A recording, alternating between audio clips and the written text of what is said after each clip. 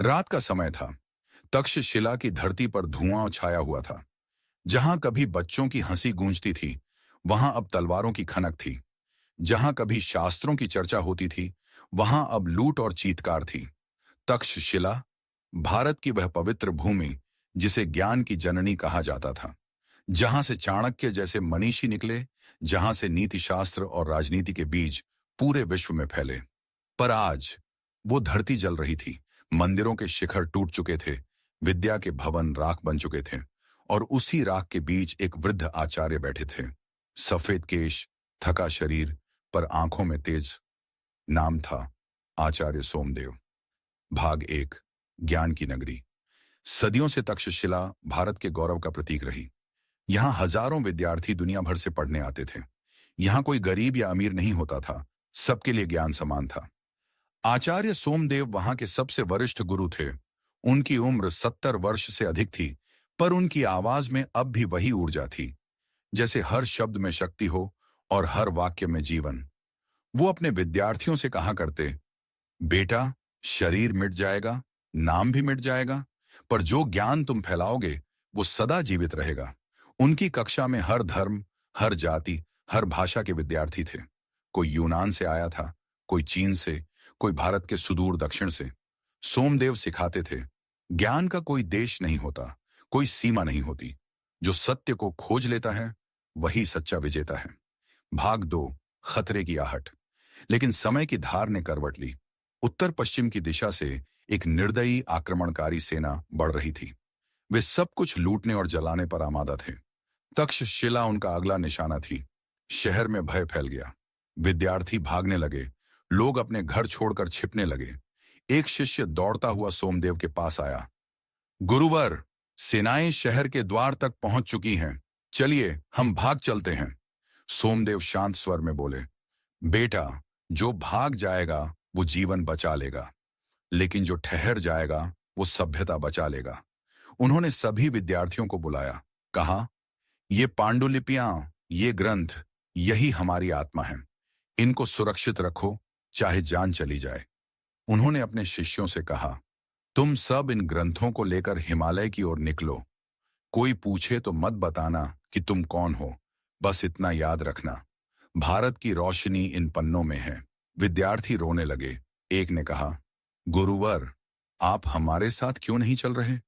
सोमदेव मुस्कुराए, किसी दीपक को बुझने से बचाने के लिए कोई तो रहना ही पड़ता है। भाग तीन, तक्षशिला का पतन। 3 दिन बाद तक्षशिला की धरती कांप उठी। आक्रमणकारियों ने शहर को चारों ओर से घेर लिया। मंदिरों में आग लगा दी गई, पुस्तकालयों को लूट लिया गया।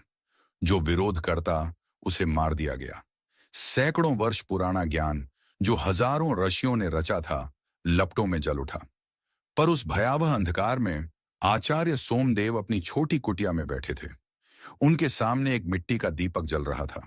वो दीपक उन्होंने अपने गुरु से पाया था और शपथ ली थी कि जब तक एक भी शिष्य जीवित है, ये दीपक बुझने नहीं देंगे।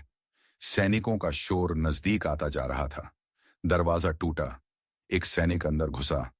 बूढ़े, भाग क्यों नहीं गया तू? सब जल गया, अब क्या बचा है?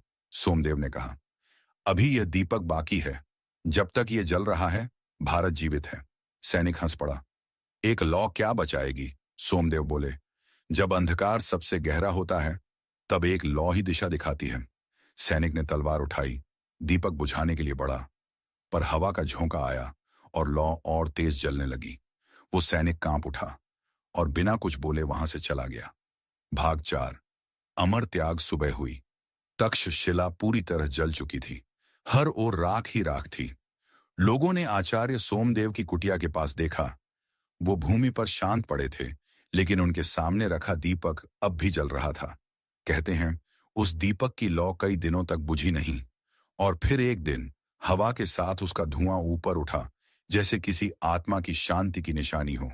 उनके शिष्य जो ग्रंथ लेकर गए थे, उन्होंने हिमालय की गुफाओं में वो पांडुलिपियां सुरक्षित रखीं।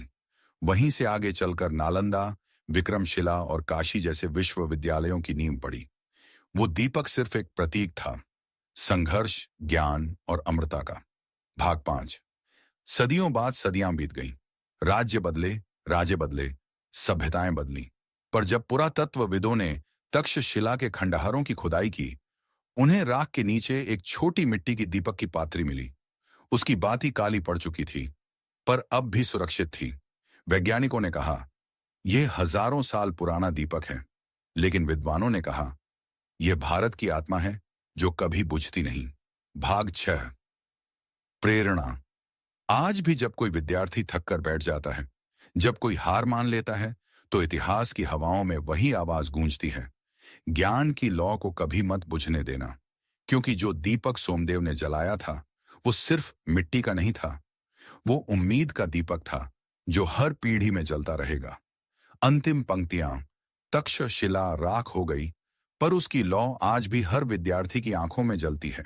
क्योंकि दीपक बुझता नहीं, वो बस रूप बदलता है, एक मन से दूसरे मन तक, एक युग से दूसरे युग तक। संदेश: ज्ञान को कोई तलवार मिटा नहीं सकती, और सच्चे शिक्षक की लौ सदियों तक जलती रहती है। अगर यह वीडियो आपको अच्छा लगा हो तो हमारे वीडियो को लाइक जरूर कीजिएगा, और अगर आपको भी ऐसे अच्छे वीडियो देखने हैं तो हमारे चैनल को सब्सक्राइब भी जरूर कीजिएगा। थैंक यू, धन्यवाद।